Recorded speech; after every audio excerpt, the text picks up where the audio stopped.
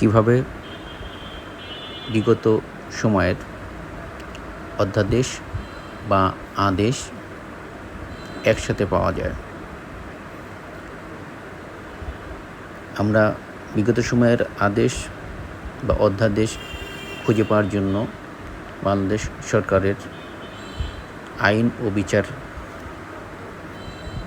সংক্রান্ত মন্ত্রণালয়ে প্রবেশ করতে হবে। আমরা আইন মন্ত্রণালয়ের নাম লিখে অথবা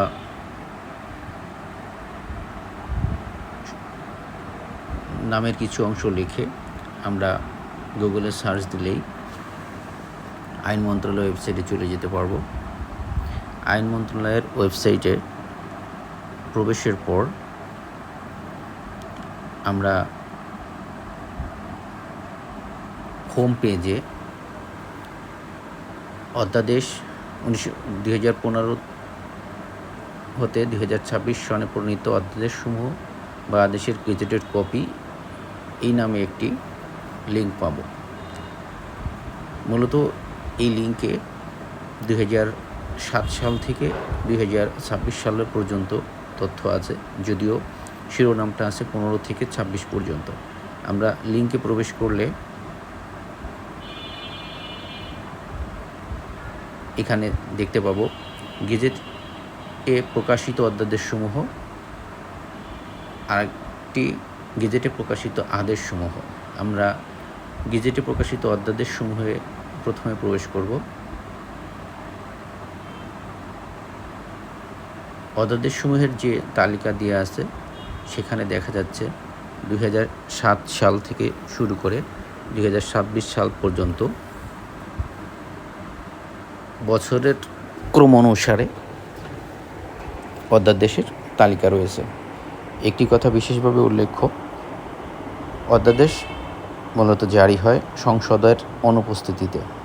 সুতরাং যে সময় সংসদ ছিল না ওই সময়ের বিশেষ আদেশে অর্থাৎ মহামান্য রাষ্ট্রপতির অধ্যাদেশ জারি করেন, যার কারণে এখানে কিছু কিছু বছরে অধ্যাদেশ জারি হলেও অন্য বছরগুলোতে অধ্যাদেশের তালিকা এখানে পাওয়া যাবে না।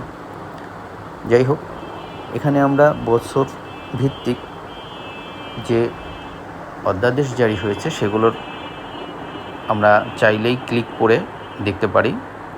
আমরা সর্বশেষ 2026 সালের যে সমস্ত অধ্যাদেশ জারি করা হয়েছে সেগুলো পাওয়ার জন্য ডাউনলোড বাটনে ক্লিক করতে পারি।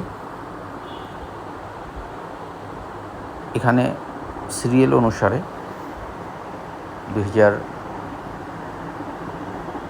জানুয়ারি মাস থেকে 2026 সালের যতগুলো অধ্যাদেশ জারি হয়েছে সবগুলো অধ্যাদেশ ক্রমান্বয়ে দেয়া আছে। আমরা চাইলে এর যে কোনো অধ্যাদেশের ক্লিক করলে সেই অধ্যাদেশের প্রবেশ করতে পারবো। আমরা চাইলে সেটা ডাউনলোড করেও রাখতে পারবো। আমরা প্রথমে একটি অধ্যাদেশে ক্লিক করলাম। আমরা দেখতে পাচ্ছি এখানে পিডিএফ আকারে অধ্যাদেশটি রয়েছে। আমরা চাইলে অন্য বছরগুলোর অধ্যাদেশগুলো একই প্রক্রিয়ায়